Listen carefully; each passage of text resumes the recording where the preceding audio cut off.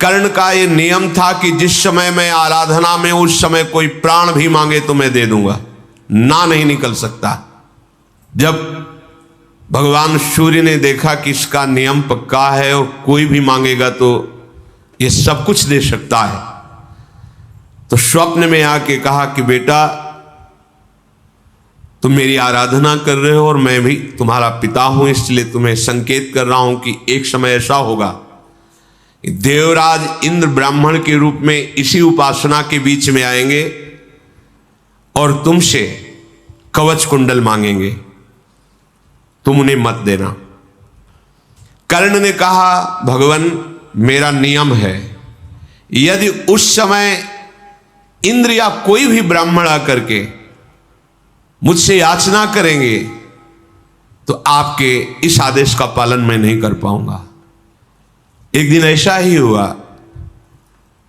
आगे ये सर्व विजयी ना हो इस भाव को लेकर देवराज इंद्र ब्राह्मण के वेश में आए। जब कर्ण हाथ उठा करके मंत्र जप कर रहे थे तब उनसे कहा मुझे भिक्षा दीजिए।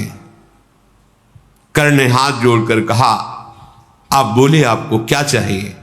उनका तुम्हारे जन्म के साथ प्रकट हुआ एक कवच और एक कुंडल।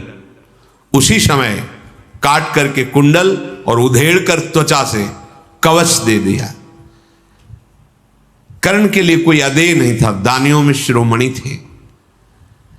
कवच और कुंडल लेकर के मुस्कुराते हुए कहा कि तुम्हारे जैसा नियम पालन करने वाला और दान देने वाला अद्वितीय वीर अभी मैंने नहीं देखा। जबकि तुम्हें पता है मैं कौन हूं, फिर भी तुम ऐसा साहस का काम किया। मैं बहुत प्रसन्न हूं, तुम जो चाहो मुझसे मांग सकते हो। तो उन्होंने कहा भगवान मुझे पता है आपके पास एक ऐसी शक्ति है, विश्व ब्रह्मांड में किसी के ऊपर चला दी जाए वो नष्ट ही हो जाएगा, मुझे वो शक्ति चाहिए अमोघ वर्षी। देवता असुर मनुष्य गंधर्व नाग राक्षस कोई भी त्रिभुवन में जिसके ऊपर संधान कर दी जाए वो नष्ट ही हो जाएगा। देवराज इंद्र ने उनको अमोघ शक्ति प्रदान की।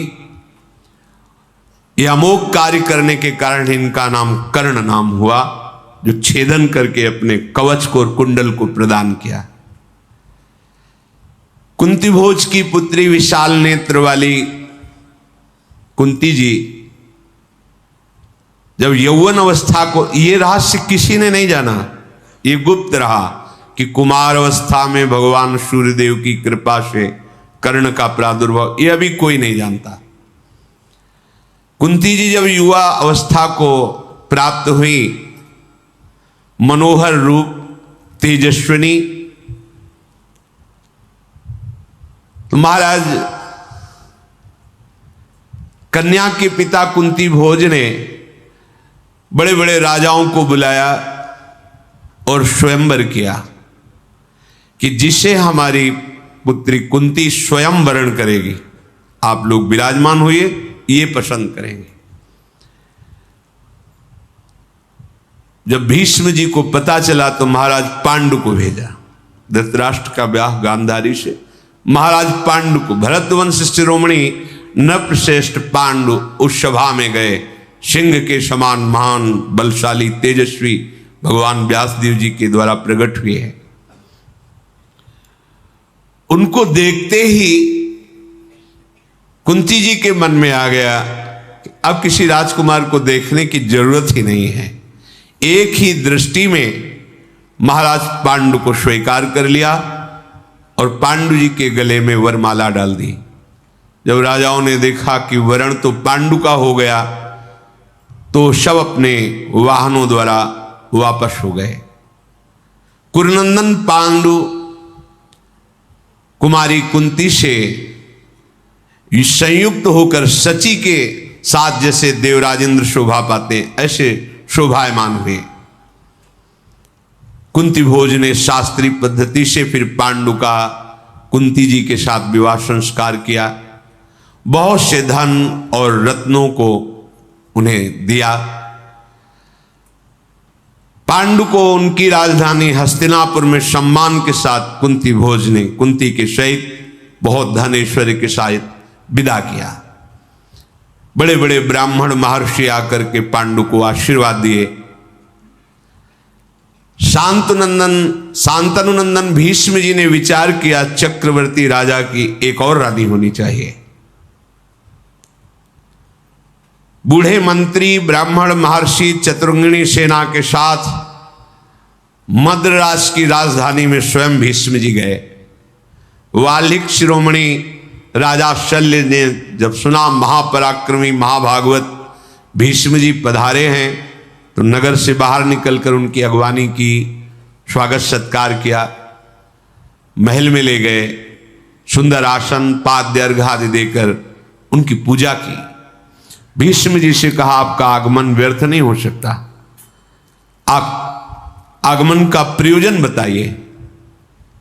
भीष्म जी ने कहा मद्राज, मैंने सुना है तुम्हारी एक बहुत ही सुंदर सुशील कन्या है, मैं उसके लिए आया हूं।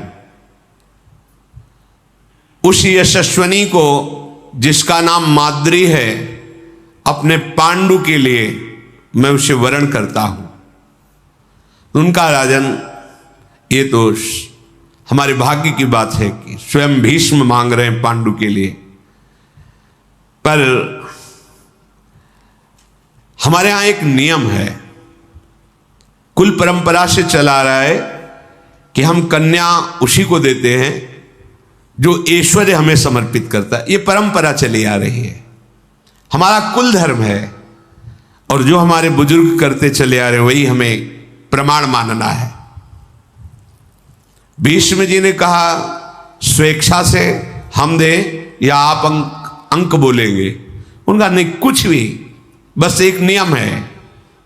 भीष्म ने बहुत से रत्न आभूषण सब, हाथी घोड़े बहुत से दिए।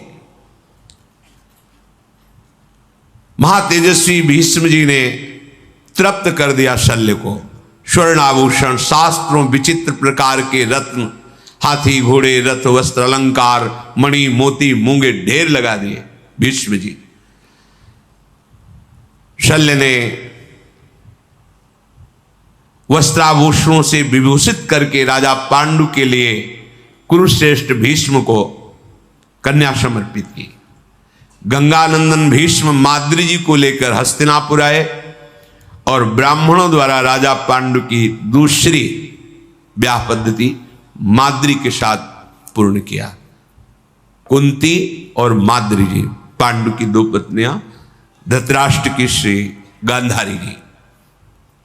राजाओं में श्रेष्ठ महाराज पांडु अपनी दोनों पत्नी कुंती और माद्री के साथ आनंद पूर्वक महल में रहने लगे।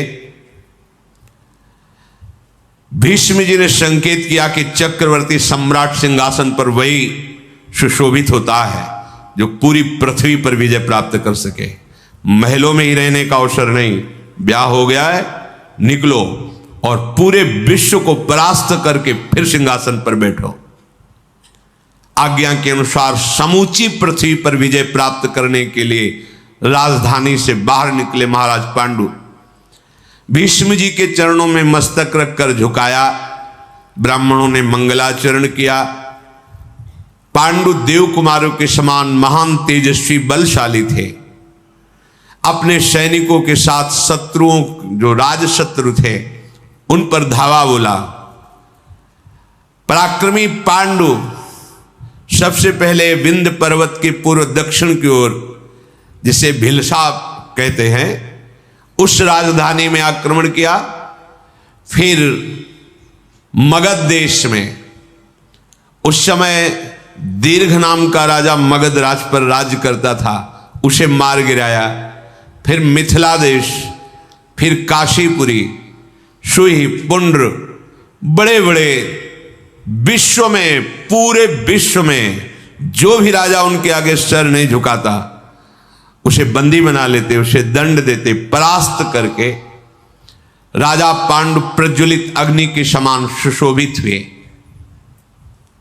सेना सहित पांडु अपार संपत्ति, जो राजा मित्र थे वो भेंट देते, जो शत्रु थे उनको बंदी बनाकर बहुत सी संपत्ति, ढेर के ढेर, पहाड़ के पहाड़ जैसे मणि मोती मूंगे सुवर्ण चांदी गौरत्न अश्वरत्न रथरत्न हाथी ऊंट, बहुत से मृगचर्म, क्या क्या सामग्री हस्तिनापुराधीश राजा पांडु जीत करके लाए।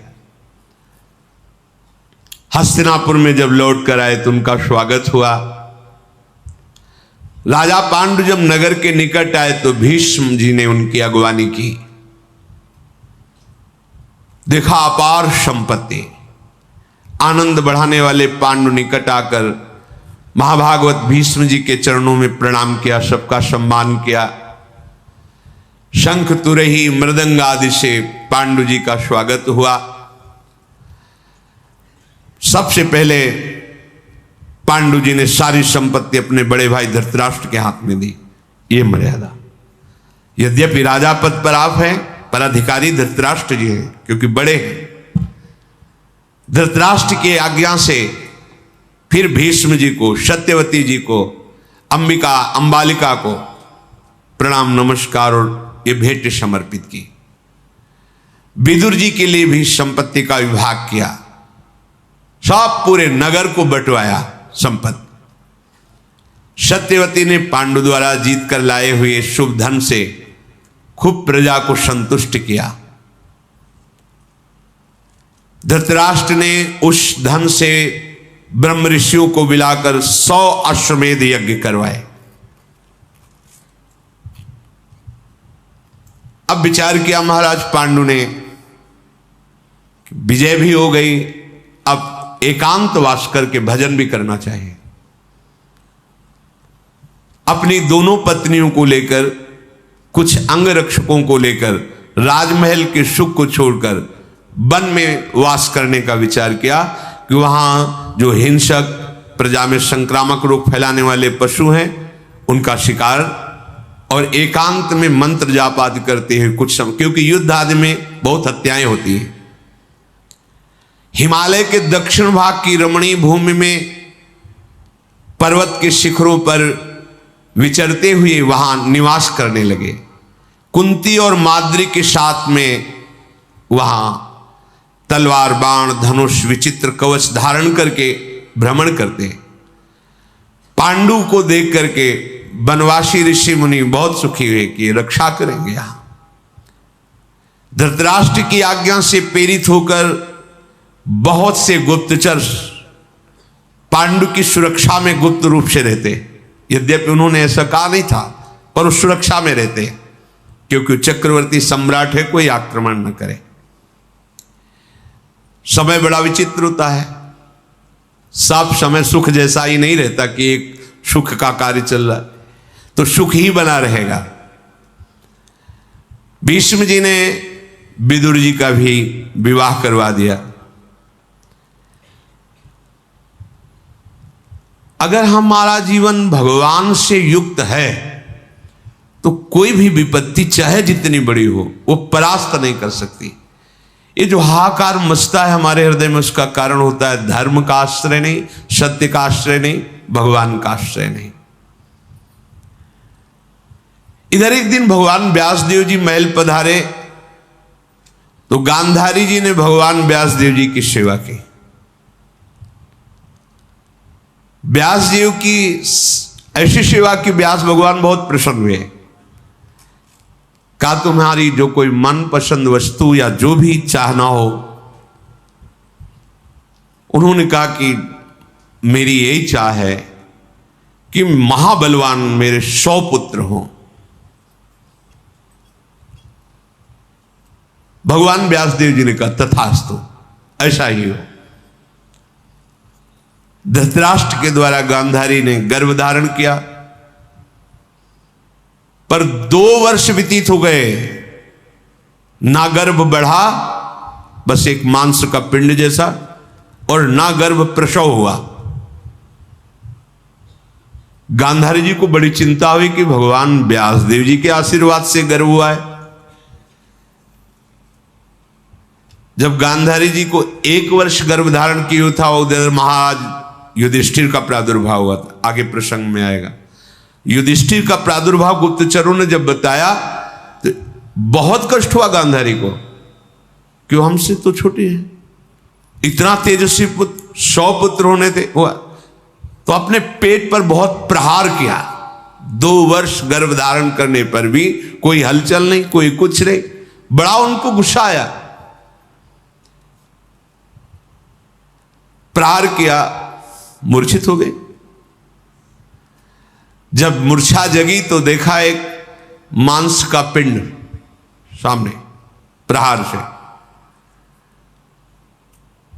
ये क्या भगवान व्यासदेव जी का आशीर्वाद, कोई आकृति नहीं, कोई ऐसा नहीं कि कोई हाथ पैर नाक, बस मांस का पिंड, और वो भी लोहे के समान कठोर।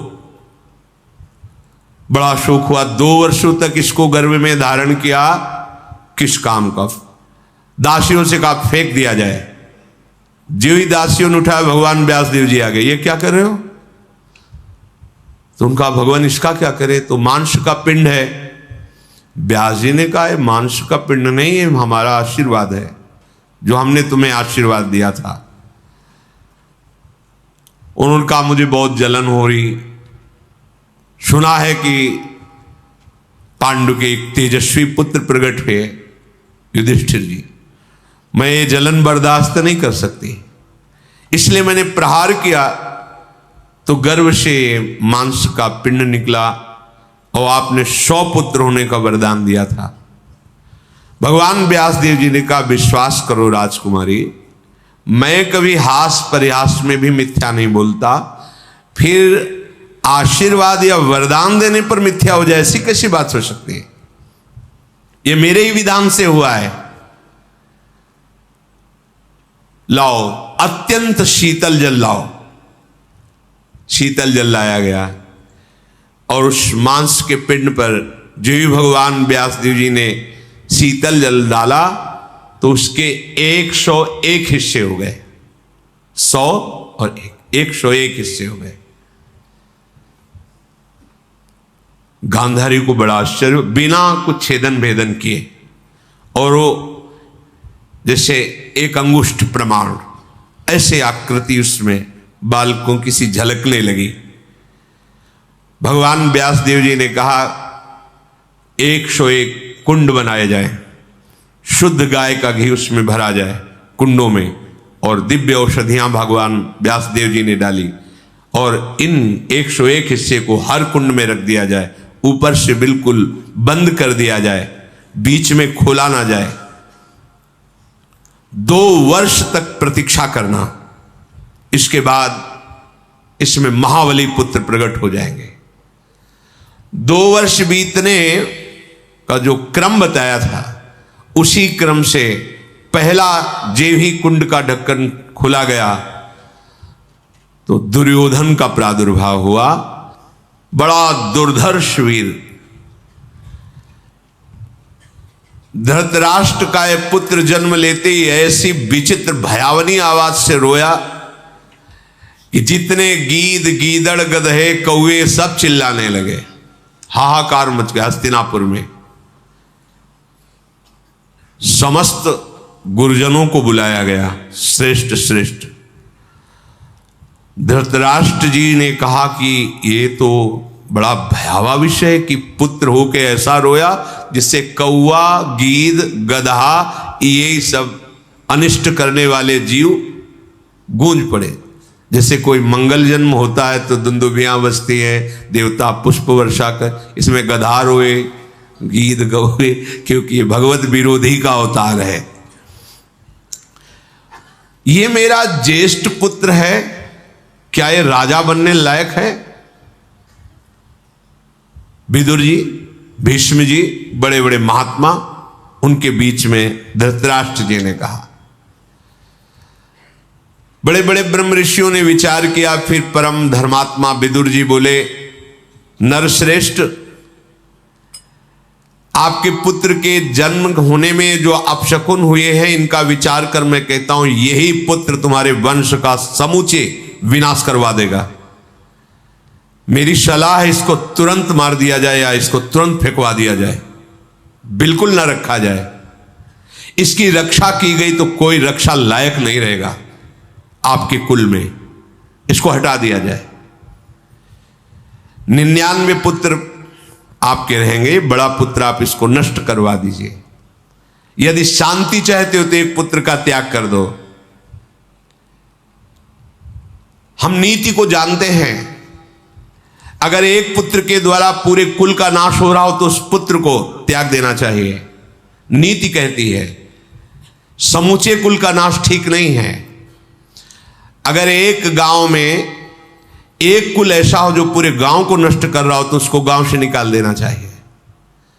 अगर देश का पूरा नाश कर रहा हो एक गांव तो उसको नष्ट कर देना चाहिए, ऐसी राजनीति कहती है। धृतराष्ट्र ने कहा यह सलाह हमारे को अच्छी नहीं लगी, पहला ही पुत्र तुम कह रहे हो त्याग दो। नहीं नहीं, मैं अपने इस बड़े पुत्र का त्याग कदापि नहीं कर सकता। धीरे धीरे कुंड खोले गए, दुशासन आदि 100 कुंडों में 100 पुत्र, और जो आखिरी कुंड उसमें एक कन्या दुश्शला नाम की प्रकट हुई। तो 101 भाग में 100 पुत्र और एक कन्या प्रकट हुई। महाराज धृतराष्ट्र बहुत प्रसन्न हुए कि अब हमारे 100 पुत्र एक कन्या। जिस समय ये धृतराष्ट्र जी से गांधारी गर्भवती थी उस समय उनकी सेवा में एक वैश्य कुल की दासी रहती थी, तो उससे युयुत्स नाम का महाबली पुत्र धृतराष्ट्र जी से प्रकट हुआ। ये अलग है, 100 से अलग है। ये महात्मा पांडु जी माद्री और कुंती के साथ वन में रहते थे। एक दिन की बात, ये विचर रहे थे तो ऐसा कभी तेजस्वी मृग ही नहीं देखा था जैसा देखा, और वो मैथुन धर्म से युक्त था। पता नहीं इनके मन में क्या आया।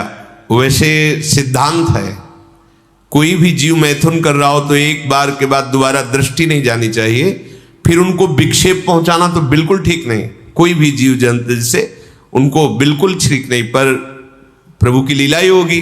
इतने धर्मज्ञ राजा को उस समय बात समझ में नहीं आई, और राजा का अधिकार होता है, जैसे प्रजा ऐसे वन सब उसके अंदर होता है। राजा पांडु ने इतना तेजस्वी मृग और मृगी को देखकर विचार किया कि बहुत अच्छी मृगशाला बनेगी। 5 सुंदर बाणों से उस समय जिस समय मैथुन धर्म से युक्त एक साथ बींध दिया। जे ही बींधा तो ही आवाज आई, ये कौन सा मेरा अपराध था राजा, तूने विचार नहीं किया? उनको होश उड़ गए कि मनुष्य आवाज कैसी। समीप गए तो दोनों मृग शरीर, मृग और मृगी एक साथ 5 बाणों से बिंधे हुए तड़प रहे थे। ऐसी अवस्था में देख करके महाराज को हुआ कि आवाज किधर से आई थी ये। उनका राजन, तुम बुद्धि शून्य हो, इस समय तुमसे पाप बन गया। क्रूरतापूर्ण कर्म आपको सुशोभित नहीं देता। आपका बुरा प्रारब्ध लागू हो गया है, क्योंकि आप बुद्धिहीनता का महान पाप कर्म कर बैठे। क्या तुम धर्म में मन लगाने वाले राजर्षियों के अनुसार चल रहे हो? ये जो आचरण किया, मैं काम के वशीभूत था और तुमने उस समय मेरा प्राण हरण करने के लिए बाणों से भेदन किया। पांडु बोले, शत्रुओं का वध करना और मृगया करना ये राजाओं का धर्म बताया गया है, तुम कैसे कह सकते हो कि मैंने अधर्म किया? मृगों का वध करना ये राजाओं के स्वभाव में होता है। मैंने मोहवश या पापवश या निंदनीय कोई आचरण नहीं किया आज तक। प्रकट या अप्रकट रूप में तुम कोई भी हो, मृग रूप में थे हो, मृगया करना हमारा धर्म है, इसलिए तुम्हारा निंदा करना उचित नहीं है मेरी।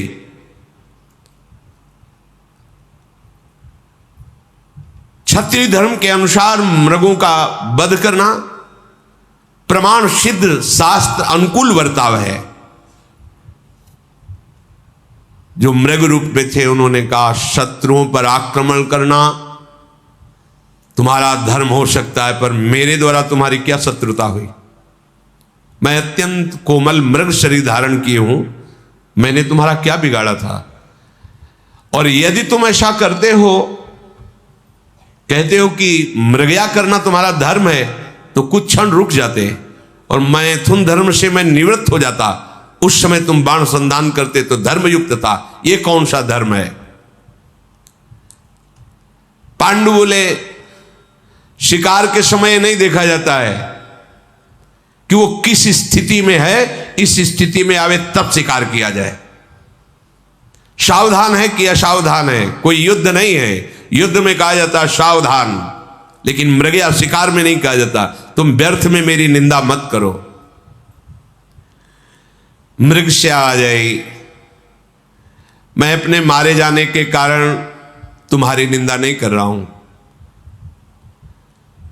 तुम मृगों को मारते हो, मुझे तो बस इतना कहना है कि तुम में तनिक भी दया नहीं। जब मैथुन धर्म से युक्त तो तुमने प्रतीक्षा भी नहीं कि उसी समय मुझे बेध दिया। ये कोई भी दयालु प्राणी नहीं कर सकता। जब कोई जीव मैथुन धर्म से युक्त हो तो विवेकशील पुरुष को चाहिए उससे दूरी हट जाए। धर्म ऐसा कहता है। मैं कोई मृग नहीं हूं, मेरा नाम किंदम ऋषि है और मैं इसी वन में अपनी पत्नी के साथ कठोर तपस्या से युक्त हूं। संतान की लालसा से कामरूपी पुरुषार्थ की प्राप्ति के लिए मेरी पत्नी ने मुझे प्रेरित किया। तो दिन में मैथुन करना पाप है, शास्त्र विरुद्ध है। गृहस्थ धर्म से युक्त होने पर भी दिन में मैथुन नहीं करना चाहिए। पर मेरी पत्नी की विशेष प्रेरणा के कारण फिर हम दोनों ने अपने तपोबल से मृग रूप धारण किया कि पशु के लिए कोई धर्म नहीं होता। पशु के लिए धर्म है, ऋषि के लिए धर्म, मनुष्य के लिए धर्म है, इसलिए मैंने पशु रूप धारण किया। मैं फल मूल का आहार करके निरंतर मंत्र में स्थिति प्राप्त किया हुआ मुनि हूं। शाम दम्स का पालन करने वाला हूं। केवल पत्नी की प्रेरणा से संतान उत्पत्ति के लिए मैंने ये पशु रूप धारण करके चेष्टा की और तुमने हत्या कर दी हमारी। इसलिए मैं शाप देता हूं। द्योर्न संस्कर्तार मवशम काम मोहितम जीवितांत करो भाव एवमेवागमिष्यति। जाओ, आज के बाद ये तुम कभी मैथुन धर्म करोगे उसी समय तुम्हारी मृत्यु हो जाएगी। तपस्या से संलग्न रहने वाले ऋषियों के वचन कभी मिथ्या नहीं होते। तुम ऐसे कामासक्त होगे कि मेरी बात भूल जाओगे और उसी क्षण तुम्हारी मृत्यु हो जाएगी। मृग रूपधारी मुनि दुख से पीड़ित होकर अपने प्राण छोड़ दिए। अब तो महाराज पांडु के हृदय में भारी जलन पैदा हुई। पांडु महाराज बहुत दुखित हुए। उनका ये क्या हो गया?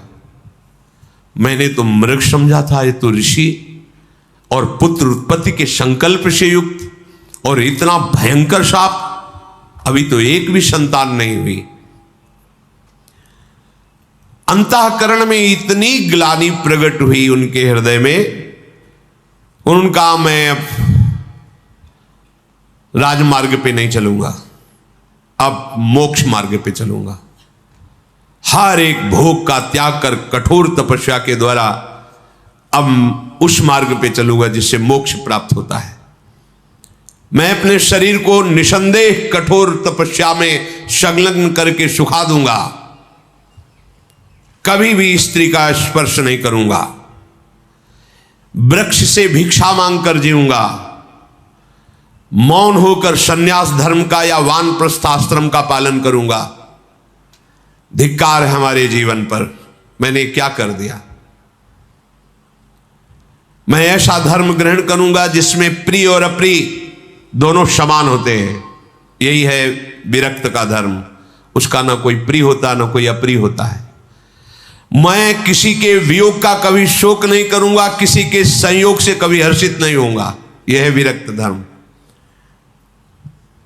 आए की हुज्जत नहीं, गए की तलाश नहीं। कोई हमारी निंदा करे स्तुति करे, दोनों में समान रहूंगा।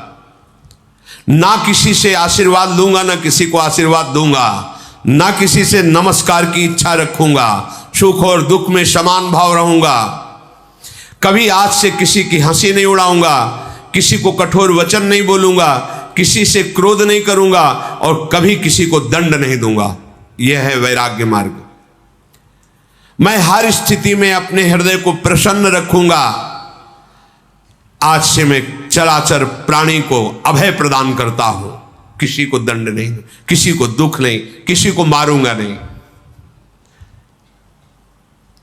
यदि भिक्षा मिली तो ठीक, नहीं मिली तो कई कई दिन तक भूखा रहूंगा।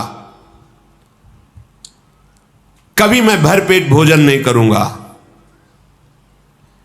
और किसी दूसरे का आश्रय नहीं लूंगा, राजा या गृहस्थ आदि का।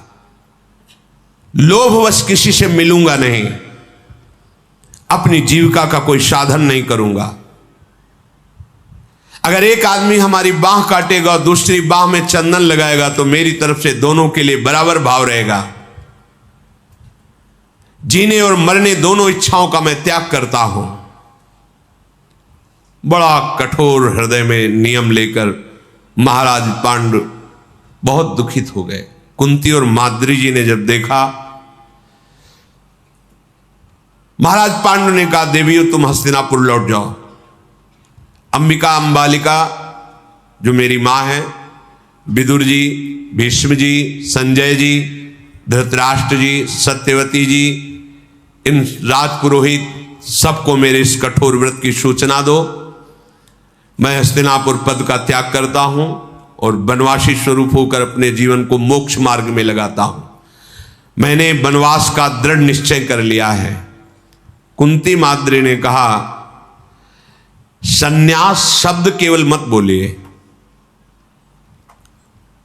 आप वानप्रस्थ में भी रह करके यही आचरण कर सकते हैं। वानप्रस्थ में एक सिद्धांत है कि पत्नी यदि उसमें साथ रहना चाहे उसी पद्धति से तो रह सकती है, यदि न रहना चाहे तो अपने बालकों के पास या अपने पूर्व स्थानों में जा सकती है। तो वानप्रस्थ धर्म के अनुसार मैं आपकी तपस्या में सहयोग करूंगी, बिल्कुल कहीं विघ्न नहीं डालूंगी, ऐसा माद्री और कुंती जी ने कहा। आज के बाद हम कभी आपको किसी भी काम चेष्टा के लिए प्रेरित नहीं करेंगे। संकल्प लेती हैं कि आपकी साधना में हम विघ्न नहीं पहुंचाएंगे। इंद्रियों को सदैव वश में रखकर भारी तपस्या करेंगे, पर आप हम दोनों का त्याग नहीं कर सकते, क्योंकि अगर त्याग किया तो हम अपने प्राणों का त्याग कर देंगे।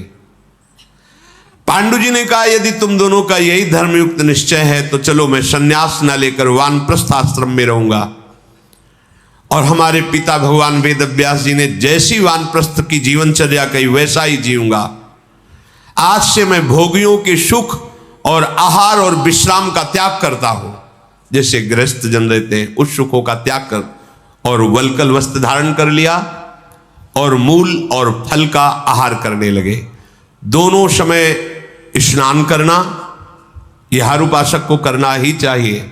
दोनों समय स्नान करना चाहिए और बैठ करके उस संध्या के समय आराध्य देव का चिंतन, जो अपनी संध्या आरती श्री जी का दुलार प्यार, मृगचर्म पे बैठना, जटाएं धारण कर लेना, शरीर अत्यंत दुर्लभ, गर्मी सर्दी आंधी वर्षा इसके वेग को सीधे सहना, ऐसे महाराज पांडु तपस्या में युक्त हो गए।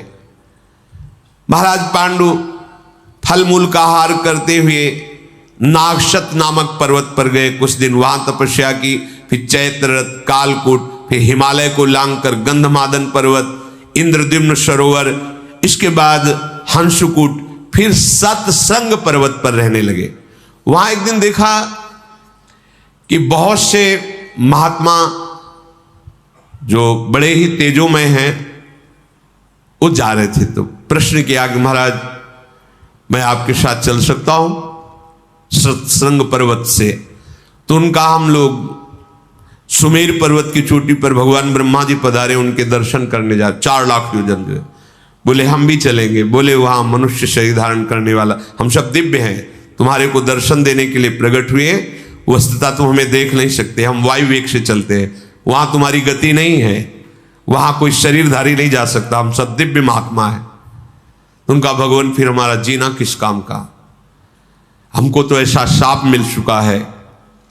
तो उनका नहीं नहीं, मैं तुम्हारे भाग्य को देख के कह रहा हूं, तुम्हारे जैसे पुत्र तो विश्व में किसी के नहीं होंगे। उनका ऐसा कैसे हो सकता है? मुझे तो साफ है कि अगर मैं मैथुन धर्म से युक्त हुआ तो मृत्यु हो जाएगी। बोले नहीं, निश्चिंत रहो, एक नहीं 5 महारथी विश्व विजेता तुम्हारे पुत्र होंगे। और वो ऋषि अंतर्धान हो गए। महाराज पांडु ने विचार किया कि ऋषियों के वचन मिथ्या नहीं होते। कुंती जी से कहा कि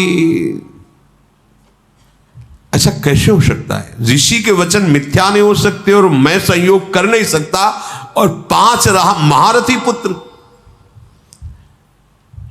एक उपाय मुझे सोचता है शास्त्रीय पद्धति से, तुम किसी ब्रह्म ऋषि का आवाहन करो और उससे संतान उत्पन्न करो, शास्त्र ऐसा आज्ञा करता है, जैसे सत्यवती जी ने भगवान व्यास जी से। तो उनका भगवान यदि आप धैर्य रखकर मेरी बात सुने और समझें तो मैं आपसे प्रार्थना करूं। कुंती जी ने हाँ बोलिए।